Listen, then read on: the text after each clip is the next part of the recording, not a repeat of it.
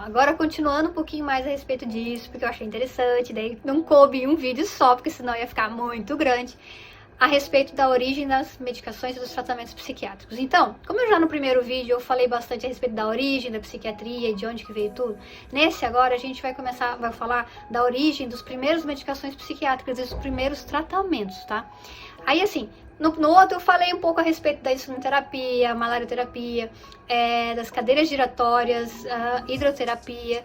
E aí, pessoal, rolou uns negócios meio estranhos também naquela época. Nós estamos falando de 1950. 50, 45, 55 foi mais ou menos a época em que começou a eletroconvulsoterapia. Olha só. Hoje a gente ainda usa muito e tem uma indicação muito boa em alguns casos. Mas naquela época era feita eletroconvulsoterapia, que é fazer a pessoa ter convulsão, passar eletricidade no corpo dela, sem anestesia. É chato, né, pessoal? Mas era o que se tinha. Então, assim, tortura, tá? Mas era o que tinha, ok. Apesar de tudo, ainda ajudava algumas pessoas, mas era tortura.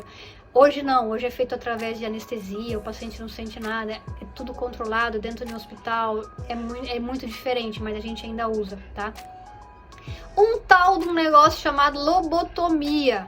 Pessoal, lobotomia, essa sim deixava o cara meio bobo. Era uma cirurgia em que desconectava o crânio na parte do lóbulo frontal das outras partes do cérebro.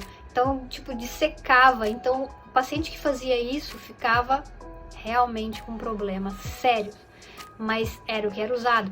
E essas condutas só acabaram a partir de 1950, onde foi descoberto as primeiras medicações psiquiátricas.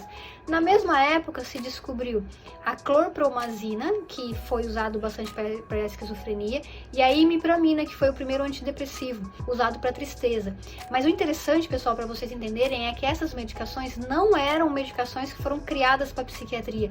São medicações que foram desenvolvidas para outras doenças, exemplo, tuberculose, e que eles viram que quando o paciente começava a tomar aquela medicação, ele melhorava do humor. Peraí, pode ser que esse remédio seja bom para tratamento de tristeza, tratamento de depressão, tratamento dos pacientes que tomavam a clorpromazina para realizar outro tipo de tratamento, eles começaram a ter menos alucinação ou melhoravam as condutas. Então, assim, eles começaram a observar, e aí foi aonde começou as pesquisas em relação a essas medicações e ao desenvolvimento da medicação psiquiátrica. Tudo a partir de 1950, depois da Segunda Guerra Mundial, que foi onde aconteceu o maior número de industrialização da medicação, tá? Então, essa é a nossa evolução. Então, nós começamos a evoluir com tratamentos muito ruins, muito sofrido para os pacientes, com tortura, sim. Hoje em dia, nossas medicações evoluíram muito. Apesar de a gente ter um longo caminho a percorrer, a gente já consegue fazer um tratamento bem qualificado e fazer com que o paciente se sinta muito melhor, melhore dos seus sintomas.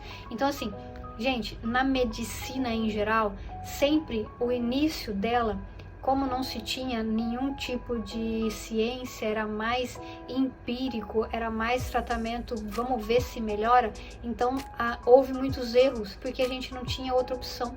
Então, lá atrás, na antiguidade, se fazia muitas coisas? Sim, se fazia, mas graças a Deus as coisas mudaram. Então, hoje em dia, melhorou muito. Então, pessoal, vamos seguir a série, daí vocês vão ver que é legal, o tratamento faz efeito e a medicação é útil.